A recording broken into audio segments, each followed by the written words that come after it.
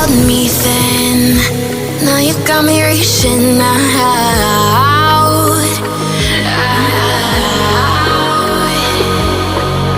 And do you see you got me falling in more time?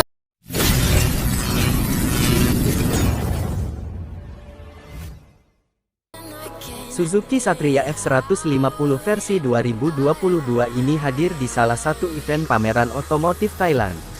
Adapun nama motor tersebut di Thailand yakni Suzuki Raider R150. Suzuki Raider R150 atau Suzuki Satria F150 ini tampil lebih garang karena ada pembaruan pada bagian depan. Di bagian depannya, desain lampu Satria F150 muncul dengan tampilan facelift dan lampunya juga sudah full LED. Selain itu pada panel instrumen motor juga sudah full digital, memberikan informasi yang akurat dan lengkap untuk para bikers yang mengendarainya. Suzuki Satria F150 2022 ini hadir dengan dua tampilan baru, yakni warna merah dan putih yang keseluruhan liverinya memperkuat kesan sporty, trendy, elegan dan agresif. Untuk urusan dapur pacunya, Suzuki Satria F150 2022 dibekali mesin DOHC Twin Cam dengan 4 silinder yang berkapasitas 147,3 cc berpendingin udara. Energi dari mesin tersebut kemudian disalurkan ke transmisi 6 percepatan dengan kopling manual.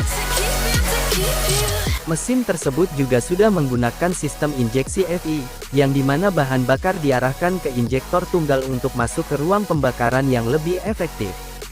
Pada bagian pengereman juga sudah menggunakan cakram pada bagian depan belakang. Lalu juga terdapat kunci pengaman dua lapis, untuk memastikan Suzuki Satria F150 tetap aman saat diparkir. Suzuki Satria F150 2022 baru akan dipasarkan di Thailand. Pihak Suzuki di Thailand juga memberi garansi buat para konsumen yang tertarik untuk meminangnya. Untuk garansi keseluruhan motor yakni sebesar 3 tahun. Lalu garansi 5 tahun pada sistem injeksi bahan bakar Suzuki Satria F150. Jika hadir di Indonesia, kira-kira bikers pada tertarik enggak nih? Silahkan tulis di kolom komentar, terima kasih.